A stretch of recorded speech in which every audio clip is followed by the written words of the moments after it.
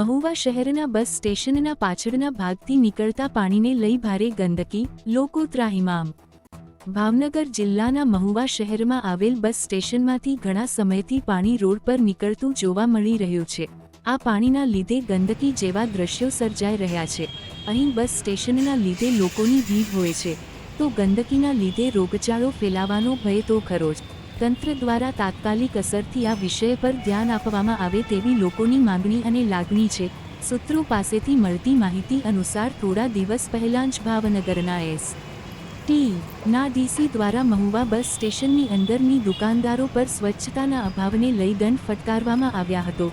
તો હવે જોવાનું એ રહ્યું છે કે શું ઉચ્ચ અધિકારીઓ દ્વારા આ બાબતે કોઈ પણ પ્રકારની કાર્યવાહી કરવામાં આવશે કે નહીં।